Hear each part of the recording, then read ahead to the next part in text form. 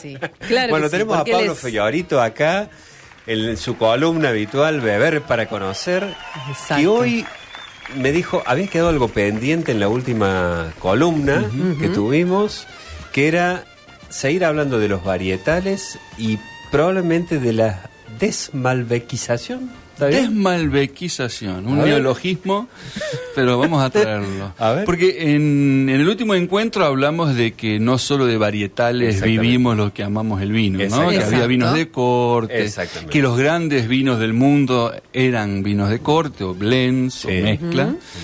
Pero bueno, tampoco vamos a negar que beber un vino varietal, cada uva tiene sus características y es muy interesante descubrir eso. Y en Argentina, si hablamos de varietal, ¿cuál es el Malbec? Porque el Malbec puso a la Argentina en el mundo, exactamente. O sea, se habla de un milagro geográfico por esto de haber plantado la uva cerca de la cordillera, las condiciones que le otorga, tanto del clima, de la permeabilidad del suelo, suelos aluvionales con mucha piedra, que el agua drena fácilmente, las raíces van muy profundas, eso hace que le cueste madurar la uva a la planta, y eso es bueno desde el punto de vista del vino, ¿verdad? Entonces, bueno, tenemos nuestra uva insignia, que a pesar que no es argentina, es originaria de Francia. En Francia tenía un papel secundario, se utilizaba en los cortes de Bordeaux, de Burdeos, más que nada para darle un poco de color, pero nunca fue una uva muy... Que haya tenido buena prensa. Muy importante en Francia. Aquí se adaptó y bueno, conocemos lo que sucedió. Y... ¿Es solo acá, Pablo, o es acá y es Chile? No, Chile tiene el Carmener, que tiene una historia muy curiosa. Después lo vamos a anotar. Porque estamos de un lado ya y lo del otro lado de la anotamos. cordillera. Carmener tiene una historia muy interesante en Chile. Y que es su insignia y que tienen, bueno... puso Chile en el mapa mundial, así como nuestro Malbec. Pasa que ellos creían que era otra uva. Mira, es el dato interesante. Pero años de confusión, es muy interesante. Mira. Bueno, pero sigamos con el Malbec. Entonces el Malbec, a veces yo digo, uno va a una vinoteca y entre los vinos tintos quizás el 60% es Malbec y el resto son todas las otras variedades de uvas que encontramos. Entonces hay mucho Malbec. Blanco hasta... y tengo tránsito por vinotecas por motivos obvios y veo que la gente pide Malbec. Claro.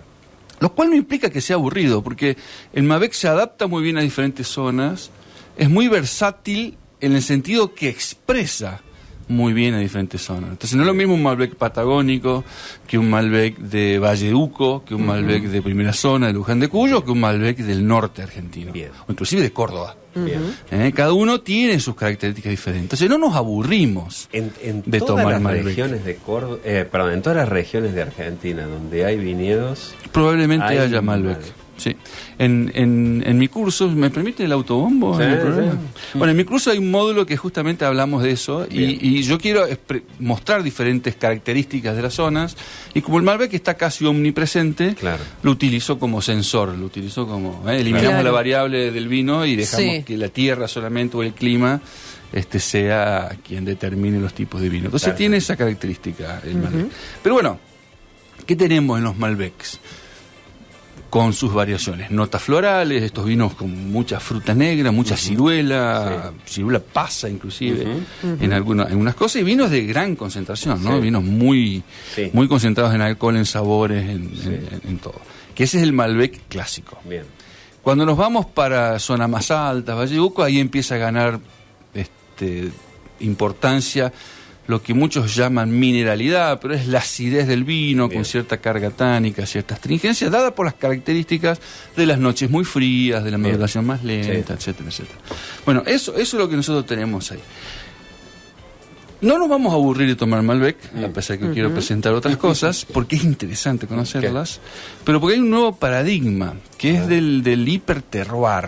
En lugar de vinificar por regiones, grandes regiones, hoy en día hay estudios de suelo muy avanzados, no hace falta abrir una calicata cada 20 metros para ver cómo cambia el suelo, y cerca de la cordillera, moverse 20 metros implica que cambia completamente el tipo de suelo. Entonces hay tecnologías modernas de mediciones de electroconductividad del suelo, por inducción magnética, unas cosas muy interesantes que son simplemente una sonda que van pasando claro, y determinando el tipo de suelo. Entonces con eso van descubriendo diferencias de suelo a veces dentro de la misma finca. Bien. Entonces tenemos vinos que son de parcelas de determinada finca. Entonces van cambiando completamente los perfiles y los enólogos van jugando con eso y obteniendo, según ellos, la expresión más fiel de la tierra. Bueno, el hombre obviamente está involucrado en todo esto, porque el terroir, si recuerdan otras charlas, que es algo que acuñaron los franceses, es la combinación de el clima con la tierra, con la mano del hombre, porque cuánto el enólogo deja que se exprese la tierra. Si lo pasan 3 años por madera, seguramente vamos a tener otro perfil interesante, pero no lo que otorgó el lugar. Entonces tenemos esas variaciones que si seguimos explorando Malbec, no nos vamos a aburrir. Entonces la recomendación es, no desmalbequicemos. Quizás sea un poco drástico el término. No, bueno, pero era para arrancar. Era para arrancar. Por eso lo propuse yo, ahora me estoy arrepintiendo. Exacto. Pero tampoco nos echemos tanta tierra encima. Exacto. Bueno, entonces, mi recomendación es, sigan tomando Malbec, pero exploren. No tomen siempre lo mismo. Hay Malbec en la Patagonia, diferentes regiones de Mendoza, hay que explorar. Pero ¿qué pasa con las otras uvas? Bien. Si hablamos vamos a hablar de tintos y vamos a hablar de blancos. Perfecto. También. Entonces hay uvas históricas como el Malbec. Cabernet Sauvignon se comenzó a sembrar en la época que se comenzó a sembrar el Malbec, cuando Puget trajo las primeras vides en 1851, ¿se acuerdan la historia de Sarmiento y todas esas cuestiones? Pero hay uvas que están destacándose actualmente. Quizás la más... actualmente es... Actualmente ahora. Bien. Ahora. Es muy reciente. Muy reciente. Entonces, quizás que haya mucha... ¿Cómo se dice cuando algo está muy de moda? Y es emergente, o puede ser claro, o es... Puede ser la moda. La tendencia. Tendencia. Hay un término que me quiero acordar y se me fue en este momento. Que es el Cabernet Franc, y quizás promovido por grandes vinos o grandes bodegas y personajes muy importantes de la vitivinicultura argentina, y lo tenemos a Domingo Faustino en pantalla para que nos están viendo por streaming. Y ahí sale el Malbec, mira. Y ahí está el Malbec, exactamente, y Puget. Muy bien. Y ahí está el agrónomo francés, Puget, con su burrito. Con el burrito, mira. Y ahora vamos a buscar un Cabernet Franc. Y Frank nos va a buscar un Es muy linda esa infografía, porque ahí está el ferrocarril. Frank. Cabernet Franc. Está ahí. Bueno, y ahí está Cot, y ya el va nombre originario del Malbec. Franco también en pantalla. Sí, claro. Ahora podemos. Gran tomador de whisky. Nos debe toda, o sea... Acá, nos debe la catación ahí. Al aire va a quedar el tema. El tema. Bueno, va a haber. Se me acaba de ocurrir un par de columnas de whisky, sobre whisky. El sommelier molecular también sabe sobre whisky. Podemos hablar algún día. Sí, claro. Allá de la sala de control. Sí. Esperemos que podamos salir al aire cuando hagamos esa conversación, ¿no? Un chupito. Sí, porque yo hablé el otro día del chupito. Del chupito de los licores. Envalentonado, o sea, para ir a los exámenes. Bueno, no sé si sabías que en la universidad hay un santo. Sí. Claro. Entonces, justamente, digamos, el viernes pasado estuvimos haciéndole una entrevista a Juan José Mercado. Ahí está. Ahí está el Santa a San Juanjo de los parciales.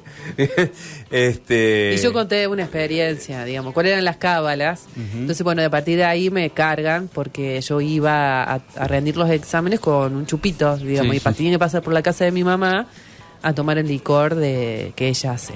Esa era mi cábala, y yo iba así a rendir. Somos del mismo club. No era un licor, era vino en mi caso. Bueno, claro, usted tiene tiempo, exacto. En mi caso era el licor. Pero sí. O sea, se envalentonaban con algo. Bueno, está bien. Sí. Son rituales. Algunos van, se sacan la foto con San Juanjo. Otros le damos al chupito. Claro, bueno, perdón, te cortamos, Pablo, por favor. Siga, que es muy interesante. Es todo suyo. Exactamente. Bueno, el Cabernet Franc está muy de moda hoy y hubieron vinos que empezaron a obtener 100 puntos Parker. ¿Sabe que Parker es un crítico abogado, tiene una revista que se llama The Wine Advocate y bueno, y él era alguien no del mundo del vino, comenzó a dar puntajes con un sistema que él inventó de 100 puntos y demás, y eso empezó a generar mucho movimiento en el mundo del vino, y vinos que empezaron a valer más a partir del puntaje que Robert Parker le daba y demás. Entonces empezaron a haber vinos argentinos con 100 puntos Parker, que eso hace que mundialmente sean visibilizados. Claro. Y bueno, empezó un Cabernet Franc, ahí lo tenemos al Robert, el señor abogado. Está atento ahí, Franco está... Y hubieron vinos que obtuvieron 100 puntos. El primero fue un Cabernet Franc, de Bayuco, de Alejandro Vigil, el gran enemigo. Sí. Y ahí el Cabernet Franc como que ganó un impulso y está muy de moda hoy en día. ¿Qué tenemos en el Cabernet Franc? Tenemos los descriptores aromáticos que encuentran en un Cabernet Sauvignon, esa cuestión verde, pimiento, espárrago, ruda por veces. Sí, tiene esa herbalidad en nariz, pero no tiene la estructura potente del Cabernet Sauvignon. Claro. De hecho, el Cabernet Sauvignon es descendiente del Cabernet Franc. Ahí va. Porque... o sea, el Cabernet Franc al paladar es más suave. Es más suave, tiene menos carga tánica. Exactamente. Entonces tenés los descriptores aromáticos de un Cabernet Sauvignon, pero con fruta, con Es el varietal que le gusta a Karina. ¿Ah, sí? El Cabernet Franc. Bueno, te voy a recomendar alguno para que les lleves. Así que bueno, ahí tenemos un varietal que está muy de moda. Muy de moda hoy en día y que tiene sus amantes. Y yo entre ellos, por supuesto. Lo que pasa es que ya lo dije, a mí me gustan. Exactamente. Yo creo que hay... Dice si se puede repetir el nombre ¿De la uva? De la uva recién. Cabernet Franc. Sí. Franco si no. Lo tuyo es poliamor con los varietales. Sí. Bueno, es el tema. Sí, más que poliamor se me ocurre otra palabra.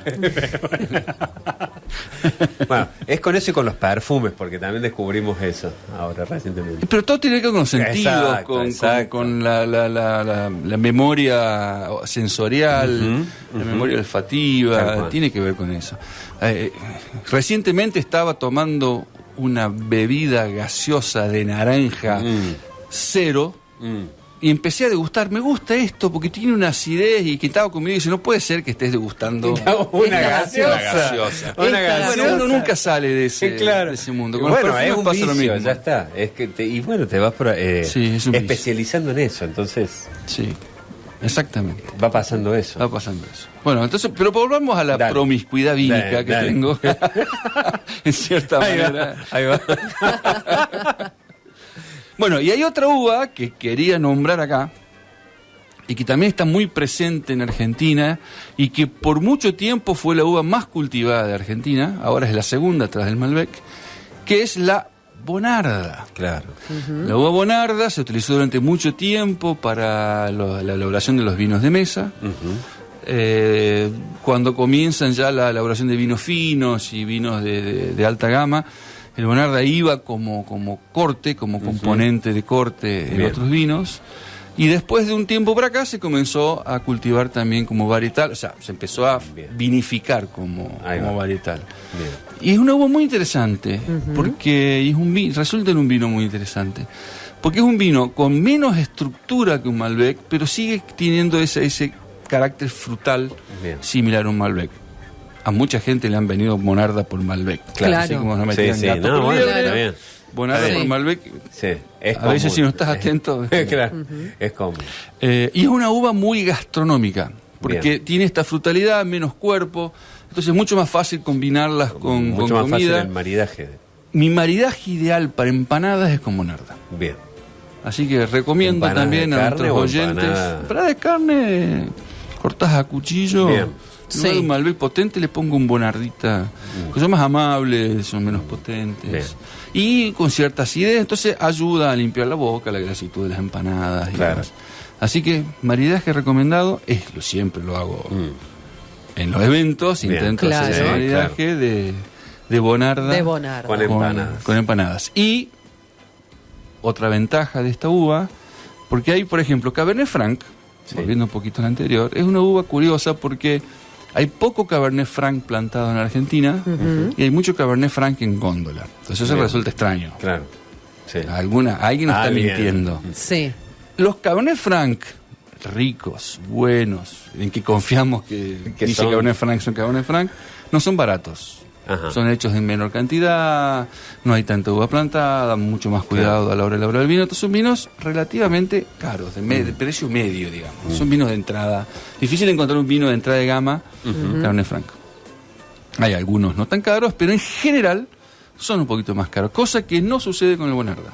Tenemos Bonardas caros, pero también tenemos Bonardas de precios decentes. Populares. Entonces, bueno, es una ventaja ahí que pueden encontrar en esta uva. Claro. Así que también invito a O sea, es una ventaja y es algo que seguramente hace de la popularidad de la uva. Sí, pero no es tan popular. ¿Ustedes alguna vez fueron a una vinoteca y dijeron, quiero un Bonarda? No, pero sí le vi. No. Bueno, ahí está. Entonces eso sí. O sea, la he visto como ahora algo... ya voy. Ahora quiero que vayan a comprar un Bonarda, por favor. Sí. Entre otros vinos. Y bueno, ahí está. No tiene el hype, que es la palabra que me he olvidado anteriormente, que tiene el Cabernet Franc. Pero bueno, se las trae interesante. Además sigue siendo una uva muy plantada en Argentina. Claro. Es la segunda, como les digo, en área plantada atrás de Malbec. Bien. Sí, bueno, vinos menos pretenciosos. Digamos, de vino no nos vamos a aburrir. De los Malbec no nos vamos a aburrir. De los terroirs. Y hay algo que también quería preguntarte, porque también hay una tendencia quizás a empezar a hacer plantaciones en las ciudades, ¿no? Hay como experiencias. Hay inclusive en Mendoza, pero también en ciudades pero en otras ciudades. O sea, en la ciudad. El gran problema, el gran problema de plantar uvas y producir vinos es que tienen que haber ciertas condiciones climáticas, sobre todo, específicas. No podemos tener noches cálidas, porque si tenemos noches cálidas, la maduración continúa durante la noche, baja mucho la acidez, se van degradando los compuestos que le dan color al vino. Entonces los vinos tintos de zonas de noches muy cálidas son vinos más claros, con muy poca acidez. O sea, necesitamos en verano, por ejemplo, días cálidos, noches frías. Ahí va. O sea, lugares con mucha amplitud térmica. Exacto. Entonces tenemos a lo largo de la cordillera en Argentina, por la extensión que tiene Argentina y por las particularidades de la cordillera, viñedos desde Salta hasta el sur. Y por eso tenemos vinos en Córdoba también, ¿no? Claro. Bueno, pero se están haciendo vinos en la costa atlántica, hay vinos por todos lados. Pero hay un parámetro que caracteriza a la uva, que es el índice de frescor nocturno, que justamente da cuenta de esta variación. Eso particularmente a la uva, ¿qué le hace? Hace que se detenga la maduración durante la noche. Perfecto. Cuando baja la temperatura. Y eso conlleva que mantenga más acidez, se degraden menos los ácidos naturales presentes en la uva, que después pasan al vino. Y también concentra más taninos, entonces los vinos salen con más color, no ocurre esa degradación de los pigmentos que están presentes en la piel, y un poco más ácidos y un poco más tánicos. Acuérdense que ¿con la piel pasa algo o no? Con la piel pasa algo, sí, son más gruesas y presentes. Acuérdense que muchas cosas que están presentes en el vino y que le otorgan características al vino están presentes en la piel, exactamente, en el ollejo. El color y los taninos. Los taninos también están presentes en las semillas, pero lo que se muele y se extrae con más facilidad son los taninos de las pieles. Entonces, el cuerpo, la astringencia y el color está dado por la piel, y eso es afectado por el frescor nocturno y lo demás. Qué increíble. Excelente. Yo tengo una pregunta, porque estamos hablando de la uva en la semilla, y yo estoy prestando mucha atención de que estás como en la producción, digamos, del vino, se tienen en cuenta las cuestiones climáticas, la mano del hombre, la tierra, ¿no?, que decías. ¿Se está debatiendo alguna posibilidad, ya que la ciencia ha avanzado muchísimo en el desarrollo de las semillas, ¿no?, en otras, podríamos decir, en otras, yo no sé, la soja, en el trigo, sí, ¿no? Claro. En algo genético. En algo, claro, digo, ¿se está pensando la producción del vino más es extensivo, digamos, más de una cosecha o una producción intensiva, ¿no? Extensivo digo en el sentido de territorio e intensivo en el sentido, digamos, de la producción de la semilla genéticamente modificada. Porque ya se perdería todo eso. En realidad se podría... O sea, modificación genética podemos pensar en ingeniería genética, pero también en hacer cruces, que es lo que históricamente se hizo con las uvas. Con las uvas. Y con otras variedades también. Claro. El maíz que consumimos hoy en día es amarillo y lindo, pero el maíz originario de México y de esa región no era amarillo. Era multicolor. Después fueron... Con las zanahorias tampoco eran naranjas. Y en Holanda desarrollaron una naranja porque era el símbolo y color del país. Y fueron eligiendo... encontraron una zanahoria de otro color. Haciendo cruzas para lograr eso. Eso históricamente se hizo. Por ejemplo... El Cabernet Franc, que nosotros nombramos, y el Cabernet Sauvignon. El Cabernet Sauvignon deriva del Cabernet Franc. Claro. Cabernet Franc era una de las uvas más utilizadas ahí en la región de Burdeos, junto con el Merlot, junto con Petit Verdot, algo de Malbec, para hacer sus vinos. Resulta que el Cabernet Franc era propenso a ciertas enfermedades y a tener ciertos problemas. Dijeron, necesitamos una uva un poco más robusta, pero que tenga las características aromáticas y esto, porque es el vino que me gusta hacer. Y ahí se desarrolla el Cabernet. Entonces, ahí se desarrolla el Cabernet Sauvignon. ¿Y por qué se llama Cabernet Sauvignon? Porque surge de la hibridación entre el Cabernet Franc y el Sauvignon Blanc. Perfecto. Y del Cabernet Franc y el Sauvignon Blanc deriva el Cabernet Sauvignon. Claro. Entonces ese tipo de cosas siempre, y eso es histórico y tiene sus años. Pero por ejemplo, hay una uva que se llama Marcelán, que es una uva que fue desarrollada también, una cruza de, si mal no recuerdo, después lo pueden buscar nuestros oyentes, es otra uva que quiero hablar aquí, que es la Garnacha, con Cabernet Sauvignon. Creo que era Garnacha con Cabernet Sauvignon. De la Garnacha estoy seguro, de la Cabernet no tanto. Pero bueno, era mezclar Garnacha con otra uva y de ahí surge la Marcelán. Y esto fue en los años 60 del siglo pasado. Entonces, eso siempre se hizo. Y hay un trabajo muy serio y muy fructífero en Argentina del INTA. En Mendoza, los grandes desarrollos, y pueden buscar notas que le hacen a los enólogos y demás, todo el mundo nombra al INTA y la estación del INTA de Cuyo, porque ellos hacen investigación desde hace mucho tiempo para esto, de lograr adaptaciones, calidad. De no existir ese instituto, lo otro quedaba en las experiencias de las propias bodegas. Exactamente. O sea, ahí hay, por un lado, un estudio sistematizado, ¿no? Qué bueno que ha tenido el INTA, no solo, estamos hablando del INTA de Mendoza, pero el INTA... El INTA en general, en Mendoza porque ellos se especializan en la cuestión de la vid. La actividad productiva que es principal, digamos. Pero hay mucho desarrollo científico, tecnológico por detrás del vino, como así hay por detrás de otros cultivos. En Brasil, por ejemplo, el vino está mejorando muchísimo. En Brasil desde hace muchos años se hacían espumosos muy buenos. Les contamos al público que yo viví muchos años en Brasil, por eso hablo con tanta soltura de Brasil. Y ahora están mejorando muchísimo los vinos. De hecho, quieren transformar a esta uva Marcelán que les comentaba hace un momento como en su uva insignia. Parece que está dando muy buenos vinos de Marcelán ahí. Quieren que el Marcelán sea su vino, así como el Malbec es Argentina, así como el Carmener es a Chile. Entonces, o el Tanat. Y en ese desarrollo está muy involucrado el Embrapa, que es la empresa brasileña de pesquisa agropecuaria, que es el equivalente al INTA. Y bueno, entonces hay mucho desarrollo. Pero hay trabajos científicos hasta en el diseño de las copas de champán para que el gas evolucione de forma más lenta y que se vean burbujitas mucho más tiempo, porque a la gente le gusta verlo. Trabajos de física con simulación, con mediciones de tamaño, velocidad de burbujas, o sea, sí lo hay. Y lo va a seguir habiendo, y quizás por eso tenemos la cantidad de vino que tenemos hoy en día, y hay vinos hasta siendo producidos o vides cultivadas en Chubut y hasta en Tierra del Fuego. Bueno, ahí implica mucha tecnología, mucha técnica y mucho estudio. Claro. Así que la respuesta es sí. Totalmente.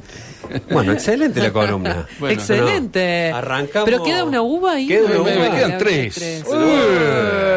No, rápidamente. Y otra uva que quiero recomendar porque me gusta muchísimo. Ahora que se viene el verano, queremos vinos un poco más leves, que se pueden refrescar un poquito más. que es la uva que la nombré recién, que fue una de las precursoras del Marcelán, que es la Garnacha. La Garnacha se está dando muy bien en Argentina, los vinos Garnacha están siendo premiados internacionalmente, resultan vinos mucho más claritos, casi como un Pinot Noir, muy frutados, con fruta fresca, pero con fruta, no fruta madura o mermelada como en un Malbec o en un Cabernet, sino fruta roja recién sacada de la planta, olor a frutilla, frambuesa, ese tipo de cosas.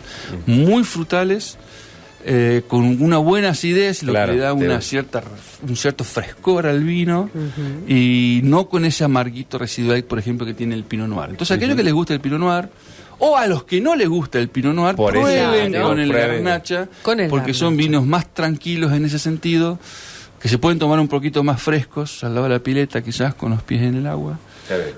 Y también resultan vinos muy gastronómicos. Esta columna, con el calor que hace, y aquellos que tienen la suerte, la oportunidad de estar sentaditos con las patitas en el agua, o en cualquier lado, pero con el agua en la sombra se consiguen estos vinos que nos sugiere acá nuestro columnista Pablo. Nos vamos con algunas recomendaciones. Bonarda. Con empanadas. Bonarda con el maridaje con empanadas, muy bien, con empanada de carne, corta de cuchillo, de matar, o sea, todo. Las recetas se las pasamos en otro momento. Nos vamos con Garnacha, ¿no? Nos vamos con Cabernet Franc, que es como tendencia. O sea, nos vamos con una... Y les recomiendo uno rápidamente, ¿puedo? Sí, claro. Porque estamos hablando, bajemos la intensidad con un Garnacha, vino más tranquilo, pero hay quien necesite de potencia, algo más robusto, algo de robustez, yo entre ellos. Y hay una uva que me gusta mucho, que estoy explorando últimamente, que es la Petit Verdot. Una uva muy difícil una uva muy difícil de vinificar, por el hecho de que las semillas lignifican con mucha dificultad. Lignificar significa que la semilla que es verde se transforma en marrón, que se genera lignina y que le da ese aspecto de madera. Bien. Al no lignificar, le otorga muchos taninos al vino, son vinos muy tánicos, entonces tienen que ser trabajados con mucho cuidado y mucho ahínco para que el vino sea tomable. Pero... tiene esos vinos potentes, es una uva que se utiliza con mucha frecuencia para agregarle al Malbec, en porcentajes de 2-3%. Claro, pero no, en aquellos Malbecs que se venden como Malbec, a pesar de que tienen otra variedad. ¿Se acuerdan de la regla del 85%? Si un vino tenía 85% de una uva, podía ser vendido y caracterizado como esa varietal. Como varietal. Entonces, el Petit Verdot es muy común que le pongan 2-3% a un Malbec, porque tiene toda esta carga tánica y le levanta la estructura y levanta mucho el vino y demás. Muy interesante para aquello que le guste en potencia, explorar un varietal de Petit Verdot. Algunos suelen ser desafiadores, porque son bastante intensos, depende de la mano de nuevo del enólogo y del objetivo de la bodega, pero si quieren intensidad y potencia, vayan por un Petit Verdot. Si quieren acompañar un cordero y chelestaca, es una muy buena. Muy buena opción. Yo iba a decir, ya habíamos hablado de las empanadas, de la pileta, ahora un cordero de chelestaca. Claro. Excelente. Bueno, felicitaciones, Pablo. Siempre salen redondeadas esta columna. Claro, exacto. Bueno, ya vamos a hacer otra seguramente, en breve, muy en breve, seguramente también, Pablo, ¿no? Para seguir conversando. Y bueno, la verdad que muchísimas gracias por acercarte y bueno, por estar haciendo nuevamente otra columna más de este programa. Ya vamos a hacer como una, no sé si festejo de fin de año o bienvenida de año, con todos los columnistas, con todas las cosas. Con las dos cosas, en dos festejos diferentes. Totalmente. Bueno, muchas gracias por la invitación, es siempre un placer estar acá y hablar de vino. Como ya habrán dado cuenta, me gusta mucho y lo disfruto mucho.